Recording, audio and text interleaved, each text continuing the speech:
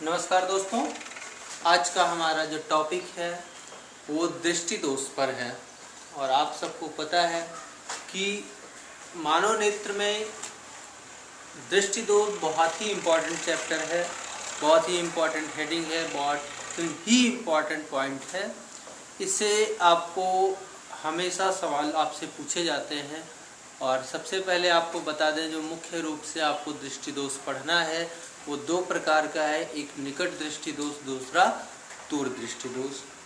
हम एक एक करके आगे जो भी आता जाएगा, जितने भी इसमें दोष बताए गए होंगे, जैसे निकट दृष्टि दोष, दूर दृष्टि दोष के अलावा जरा दृष्टि दोष भी हमें पढ़ने को मिलता है यहाँ पे।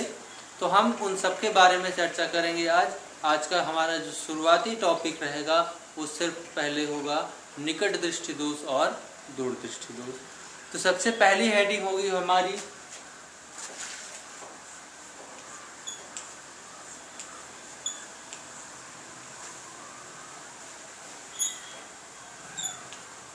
निकट दृष्टि दोष।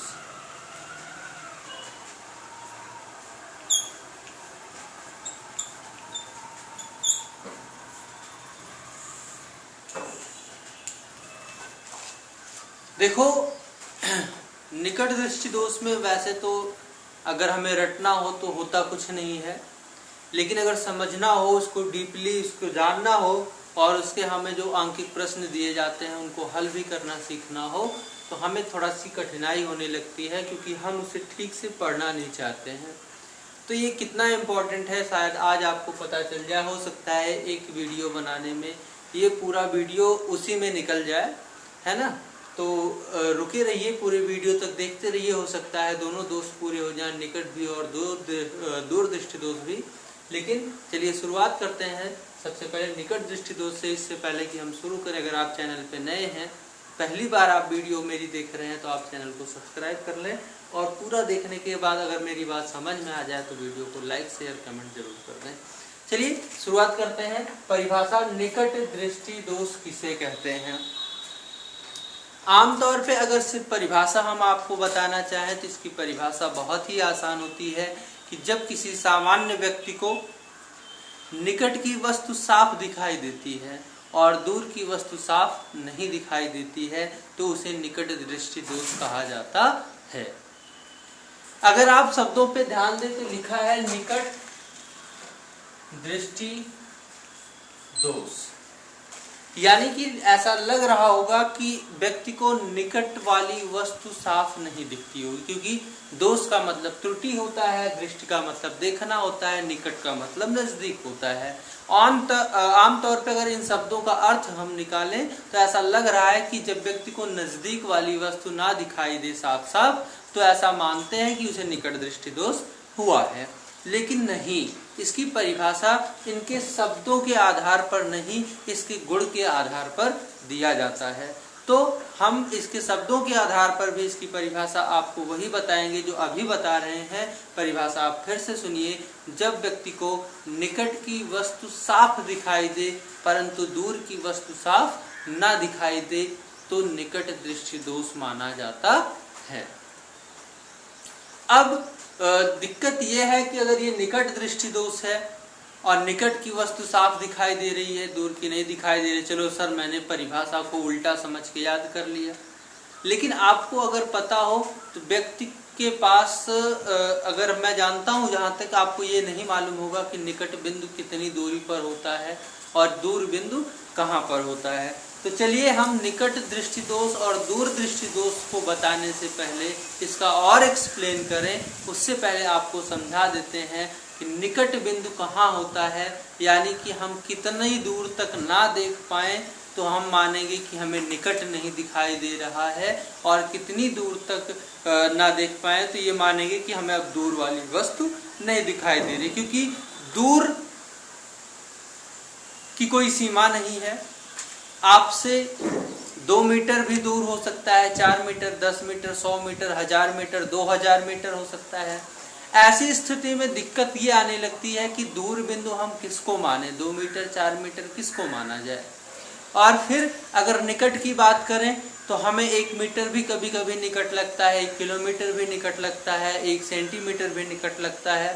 तो ऐसी स्थिति में हम क्या करें कि कैसे समझें कि ये हमारा निकट बिंदु है और कैसे समझें ये हमारा दूर बिंदु है। तो आइए जानते हैं सबसे पहले कि निकट बिंदु किसे कहते हैं और दूर बिंदु किसे कहते हैं। परिभाषा अच्छे से समझोगे तभी निकट दृष्टि दोष और दूर दृष्टि दोष को अच्छे से समझ पाओगे। इसीलिए हमारी मजबूरी बनती जा रही है कि हम आपको पहले निकट बिंदु और दूर बिंदु की परिभाषा दें। सबसे पहले निकट बिंदु किसे कहते हैं।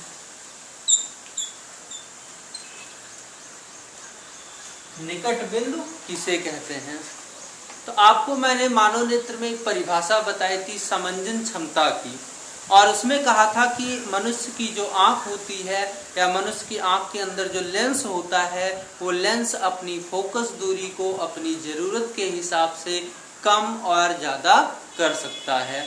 यही कम और ज़्यादा करना ही क्या कहलाता है, समंजन क्षमता कहलाता है। ठीक है ना। तो यहाँ पे फोकस दूरी को घटाना बढ़ाना समंजन क्षमता कहलाता है। अब हम उसी के सहारे निकट बिंदु की परिभाषा देने वाले हैं। अगर आपसे पूछा जाए कि निकट बिंदु किसे कहते हैं तो आप कह सकते हैं कि जब व्यक्ति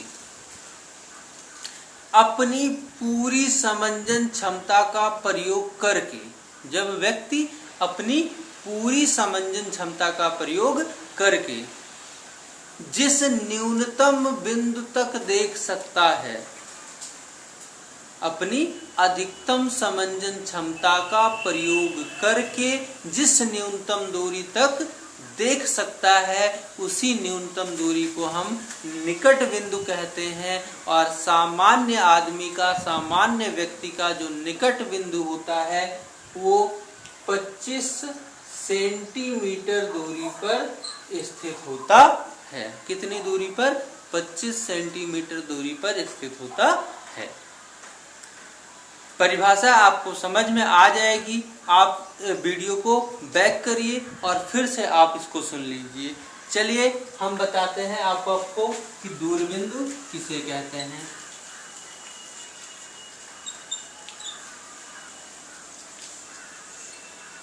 निकट बिंदु की परिभाषा में हमने क्या बताया आपको कि व्यक्ति अपनी पूरी सामंजन क्षमता का प्रयोग करके जिस न्यूनतम दूरी को देख पाता है उसे हम निकट बिंदु कहते हैं।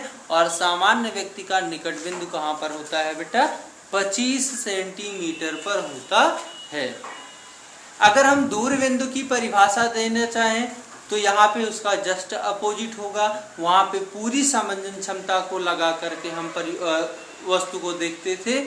यहाँ पर एकदम नॉर्मल बिना किसी सामंजन क्षमता का प्रयोग किए, जब व्यक्ति बिना किसी सामंजन क्षमता का प्रयोग किए अधिकतम जितनी दूरी तक देख सकता है, यानी कि अधिकतम देखने के लिए उसे, जैसे आप किसी बहुत दूर रखी वस्तु को देखना चाहो तो आपको अपनी आंखों पर प्रेशर नहीं डालना पड़ता है, एकदम नॉर्मली आप देखते हैं। जैसे शाम के वक्त तारों को देखना, चांद को देखना, ये हमसे बहुत दूरी पर स्थित होते हैं। तो इनको देखने के लिए हमें स्पेशल आंख को फैलाना नहीं पड़ता या स्पेशल आंख को सिकोड़ना नहीं पड़ता है, एकदम नॉर्मल होती है। तो वहीं पे यहाँ पे बात बताई जा रही है कि व्यक्ति जब बिना किसी सामंजन क्षमता का प्रयोग किए जिस अधिकतम दूरी तक देख सकता है, उसी अधिकतम दूरी को हम दूर बिंदु कहते हैं। जो सामान्य व्यक्ति का कितना होता है दूर बिंदु? अनंत होता है। याद रखिएगा, सामान्य व्यक्ति का निकट बिंदु 25 सेंटीमीटर पर होता है और सामान्य व्यक्ति का दूर बिंदु अनंत पर होता है। जब उसकी आंखें खराब होती हैं तो ये जो निकट बिंदु था, यानी कि अधिकतम सामंजन क्षमता का प्रयोग करके वो कम से कम जो देख पाएगा, अगर उसकी आंखें ठीक होंगी तो अपनी आंखों से वो पूरी ताकत झोंक करके 25 सेंटीमीटर की दूरी पर रखी पुस्तक को आसानी से पढ़ लेगा। और उसकी आंखें नॉर्मल हुई तो वो अनंत पर भी रखी वस्तु को आसानी से बिना किसी समंजन क्षमता का प्रयोग किए देख लेगा। लेकिन अगर उसकी आंख में दोष आ जाता है, चाहे निकट दृष्टि दोष हो चाहे दूर दृष्टि दोष, तब वो ये जो निकट बिंदु पर 25 सेंटीमीटर पर होता है या जो दूर बिंदु अनंत पर होता है, ये दोनों में से एक गड़बड़ हो जाता है। चाहे तो वो 25 वाला नहीं देख पाता है और चाहे तो वो अनंत वाला नहीं देख पाता है। इन्हीं दोनों पर आधारित आपको दृष्टि दोष पढ़ने हैं। यही दोनों आपको दृष्टि दोष समझा सकते हैं कि दृष्टि दोष की परिभाषा क्यों और कैसे होती है। चलिए इन्हीं के सहारे हम निकट दृष्टि दोष की परिभाषा पढ़ते हैं। एक्चुअली वास्तव में होता क्या है निकट दृष्टि दोष में कि व्यक्ति का जो निकट बिंदु है, जो सामान्य रहा होगा तो उसका निकट बिंदु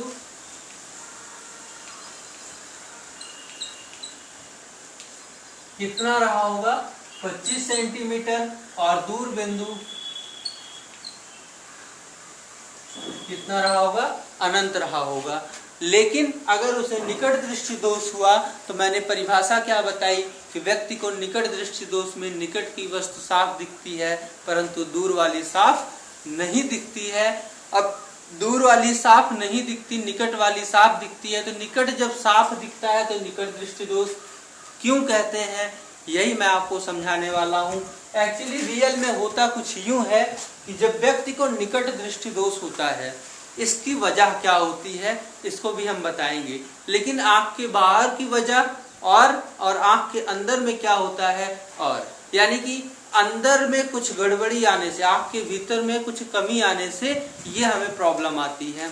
तो वो कमी क्या होगी वो तो मैं बताऊंगा, लेकिन कमी होती क्या है रियल में, एक्चुअली वास्तव में होता क्या है, वो सबसे पहले हम निकट दृष्टि दोष में देख लेते हैं।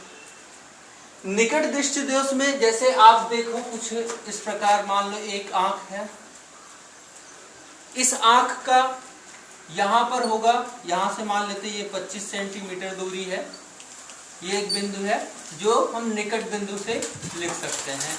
वो सामान्य था तो उसका निकट बिंदु 25 पर था और दूर बिंदु कहां पर था, अनंत पर था, ये दूर बिंदु था। अगर उसे निकट दृष्टि दोष हुआ तो उसे निकट वाली वस्तु नहीं निकट वाली वस्तु साफ दिखेगी और दूर वाली वस्तु साफ नहीं दिखेगी। ये तो परिभाषा है, हम तो जान गए कि भैया निकट वाली निकट दृष्टि दोष में साफ दिखती है, यानी कि इसमें कोई प्रॉब्लम नहीं है। अगर वो 25 सेंटीमीटर पर रखकर वस्तु को देखेगा तो आसानी से देख लेगा। दिक्कत क्या आएगी, अनंत पर रखी वस्तु को देखने में, यानी कि दूर रखी वस्तु को देखने में प्रॉब्लम है और कह रहा है निकट दृष्टि दोष। तो ऐसा क्यों कह रहा है, ऐसा इसलिए कह रहा है क्योंकि जब उसको निकट दृष्टि दोष होता है तो उसका जो दूर बिंदु था अनंत पर, सामान्य रूप से वो कहा, जब सामान्य थी आगे तो दूर बिंदु कहाँ था, अनंत पर था, तो जो उसका दूर बिंदु अनंत पर होता है वो अनंत से खिसक कर निकट आ जाता है। अनंत से खिसक कर कहाँ आ जाता है, निकट आ जाता है। निकट आने का मतलब कि 25 सेंटीमीटर पर भी आ सकता है, 25 के पहले भी आ सकता है, 25 के और पहले इधर भी आ सकता है, यानी कि 25 कुल मिला के उसका दूर बिंदु वहां से अनंत से हट जाएगा, यानी कि अब वो अनंत पे रखी वस्तुओं को नहीं देख पाएगा। वो दूर बिंदु खिसक करके उसकी जो लिमिट अनंत तक देखने की थी वो 2-4 मीटर, 10 मीटर, 20 मीटर, जितना भी गड़बड़ी आएगी उस हिसाब से फिक्स हो जाएगा। यानी कि अब वो आदमी जो चांद तारों को आसानी से देख सकता था वो देख नहीं सकता है, क्योंकि उसकी अनंत देखने की क्षमता थी वो अनंत से निकट आ गई है, अब वो अनंत तक नहीं देख सकता। तो यही जो दूर बिंदु व्यक्ति का निकट आ जाता है, इसीलिए हम निकट दृष्टि दोष को निकट दृष्टि दोष के नाम से जानते हैं। ठीक है ना। तो निकट दृष्टि दोष को निकट दृष्टि दोष क्यों कहते हैं, क्योंकि उसमें दूर वाला बिंदु निकट आ जाता है, जिससे हमें दूर रखी वस्तु दिखाई नहीं देती है, लेकिन निकट वाले में कोनो टेंशन नहीं होती है, ये हमें खटाखट दिखती रहती है। अगला है आपका दूर दृष्टि दोष। तो भैया जैसे निकट की उल्टी परिभाषा वैसे दूर की उल्टी परिभाषा, लिखा तो होगा दूर दृष्टि दोष, दूर दृष्टि दोष।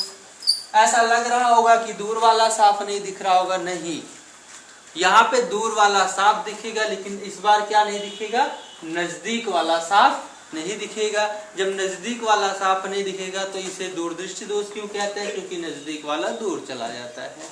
सिंपल सा मेथड है कि दूर वाला बिंदु निकट आने के कारण निकट दृष्टि दोष और निकट वाला बिंदु दूर जाने के कारण उसे दूर दृष्टि दोष कहा जाता है। अब आपको बता देते हैं कि आंख के अंदर ऐसी कौन सी प्रॉब्लम आती है कि हमें निकट दृष्टि दोष या दूर दृष्टि दोष हो जाता है। जब व्यक्ति को निकट दृष्टि दोष होता है तो उसका नेत्र लेंस जो है वो अपनी फोकस दूरी को कम कर लेता है। ठीक है ना। आपको इसके बाद का जो रीजन है आप इसे पढ़ेंगे और हमें कमेंट करेंगे कि व्यक्ति को निकट दृष्टि दोष क्यों होता है, ये हमें आप बताएंगे, तभी हम आपको आगे इसका और अच्छे से एक्सप्लेनेशन करके बताएंगे। मिलते हैं अब आपको हम अगली वीडियो में, तब तक के लिए खुश रहो, मस्त रहो।